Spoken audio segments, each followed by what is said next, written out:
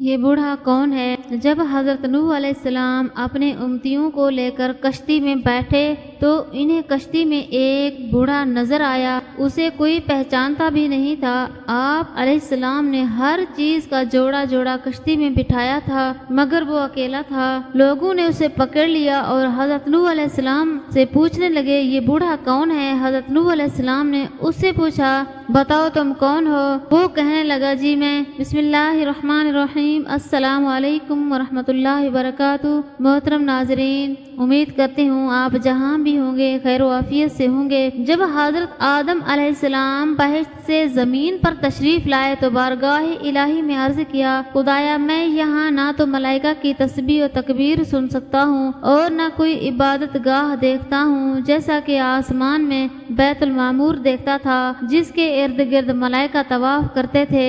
جواب الہی آیا جاؤ جہاں ہم نشان بتائیں وہاں کعبہ بنا کر اس کے ارد گرد طواف بھی کرو اور اس کی طرف نماز بھی ادا کرو۔ حضرت جبرائیل علیہ السلام ان کی رہبری کے لیے ان کے ساتھ چل پڑے اور انہیں وہاں لائے جہاں سے زمین بنی تھی، یعنی جس جگہ پر جھاگ پیدا ہوا تھا پھر وہی جھاگ پھیل کر پوری زمین بنی۔ حضرت جبرائیل علیہ السلام نے اپنا پر مار کر 7ویں زمین تک بنیاد ڈال دی جس کو ملائکہ نے 5 پہاڑوں کے پتھروں سے بھرا، کوہ لبنان، کوہ طور، کوہ جودی اور ہرا اور طور زیتہ بنیاد بھر کر نشان کے لیے چاروں طرف کی دیواریں اٹھا دیں۔ اس طرف حضرت آدم علیہ السلام نماز پڑھتے رہے، اس کا طواف بھی کرتے رہے۔ طوفان نوحی تک کعبہ اسی حالت میں رہا۔ اس وقت وہ عمارت و آسمان پر اٹھا لی گئی اور یہ کعبہ کی جگہ اونچے ٹیلے کی طرح رہ گئی، مگر لوگ پھر بھی برکت کے لیے یہاں آتے تھے اور آ کر دعائیں مانگتے تھے۔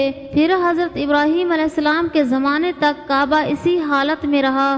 جب حضرت اسماعیل و ہاجرہ اس میدان میں آ کر ٹھہرے اور ان کی وجہ سے یہاں کچھ آبادی ہو گئی، تب حضرت ہاجرہ کے انتقال کے بعد حضرت ابراہیم علیہ السلام کو حکم ہوا کہ اسماعیل کو ساتھ لے کر یہاں عمارت کعبہ بنائیں۔ اس کی نشانی اس طرح فرمائی گئی کہ ایک بادل کا ٹکڑا بھیجا تاکہ اس کے سائے سے کعبہ کی حد مقرر کر لی جائے۔ حضرت جبرائیل علیہ السلام نے اس سایہ کی مقدار خط کھینچا اور ابراہیم علیہ السلام نے اس خط پر زمین یہاں تک کھودی کہ بنیاد آدم نمودار ہو گئی۔ اس بنیاد پر عمارت بنائی۔ اس کی بلندی 9 ہاتھ اور رکن اسود سے رکن شامی تک دیوار 33 ہاتھ اور رکن شامی سے رکن غربی تک کی دیوار 22 ہاتھ اور رکن غربی سے رکن یمانی تک 31 ہاتھ، رکن یمانی سے پھر رکن اسود تک 20 ہاتھ۔ لہذا اس وقت یہ کعبہ مستطیل کی شکل میں تھا۔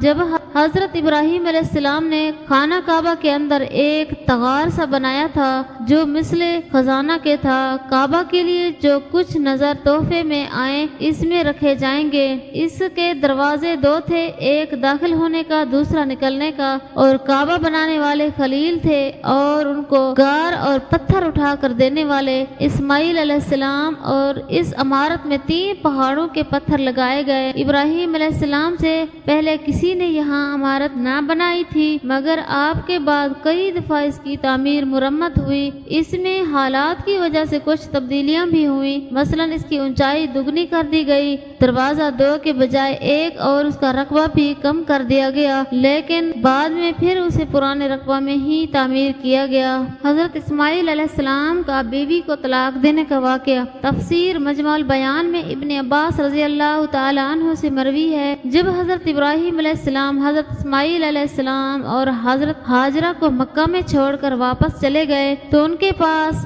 جرہم نامی ایک قبیلہ بھی آ کر آباد ہو گیا۔ ایک مدت گزر گئی اور حضرت اسماعیل علیہ السلام نے اسی قبیلہ کی ایک عورت سے شادی کر لی۔ اس کے بعد حضرت ہاجرہ بھی اللہ تعالیٰ کو پیاری ہو گئی۔ کافی مدت کے بعد جب حضرت ابراہیم علیہ السلام نے حضرت سارہ سے کہا کہ میں ہاجرہ کی خبر گیری کے لیے جانا چاہتا ہوں تو حضرت سارہ نے اجازت دے دی اور یہ شرط رکھی کہ وہاں آپ اپنی سواری سے نہیں اتریں گے، یعنی فوراً واپس آ جائیں گے۔ بس آپ جب مکہ میں داخل ہوئے تو حضرت ہاجرہ کا انتقال ہو چکا تھا۔ پھر آپ جب حضرت اسماعیل علیہ السلام کے گھر پہنچے اور ان کی بیوی سے ان کا حال پوچھا تو اس نے کہا وہ بال بچوں کی خوراک کے لیے شکار کو گئے ہوئے ہیں۔ واضح رہے مکہ کی زمین میں زراعت وغیرہ نہیں تھی اور حضرت اسماعیل علیہ السلام حرم سے باہر جا کر شکار پکڑ لاتے تھے۔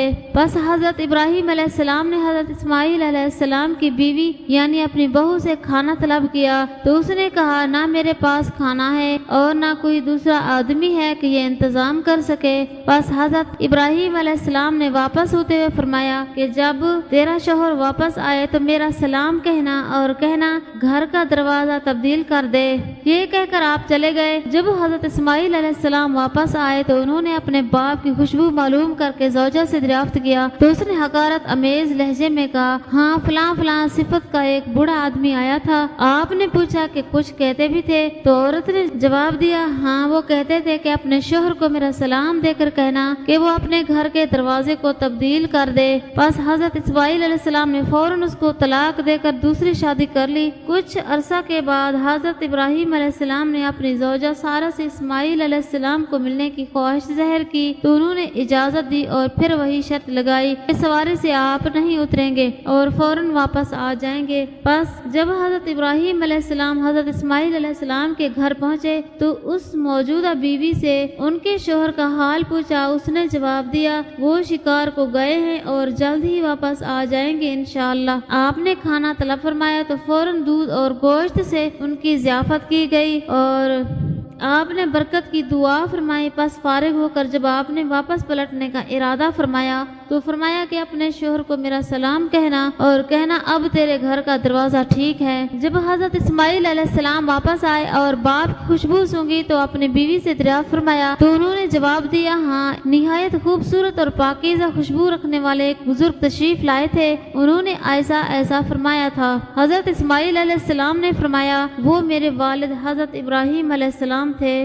جب حضرت نوح علیہ السلام اپنے امتیوں کو لے کر کشتی میں بیٹھے تو انہیں کشتی میں ایک بوڑھا نظر آیا اور اسے کوئی پہچانتا بھی نہیں تھا۔ آپ نے ہر چیز کا جوڑا جوڑا کشتی میں بٹھایا تھا مگر وہ اکیلا تھا۔ لوگوں نے اسے پکڑ لیا اور حضرت نوح علیہ السلام سے پوچھنے لگے یہ بوڑھا کون ہے؟ حضرت نوح علیہ السلام نے ان سے پوچھا بتاؤ تم کون ہو؟ وہ کہنے لگا جی میں شیطان ہوں۔ آپ نے سن کر فرمایا تو اتنا چلاک اور بدماش ہے کہ کشتی میں آ گیا۔ کہنے لگا جی مجھ سے غلطی ہو گئی ہے، اب آپ مجھے معاف فرما دیں۔ آپ نے فرمایا تمہیں ہم ایسے ہی نہیں چھوڑیں گے، تو ہمیں اپنا گھر بتاتا جا جس سے تو لوگوں کو سب سے زیادہ نقصان پہنچاتا ہے۔ کہنے لگا جی میں سچ سچ بتاؤں گا، البتہ آپ وعدہ کریں کہ آپ مجھے چھوڑ دیں گے۔ آپ نے فرمایا ٹھیک ہے ہم تمہیں چھوڑ دیں گے۔ وہ کہنے لگا میں دو باتوں سے انسان کو زیادہ نقصان پہنچاتا ہوں، نمبر 1 حسد، نمبر 2 حریص۔ پھر وہ کہنے لگے حسد ایک ایسی چیز ہے میں خود اس کی وجہ سے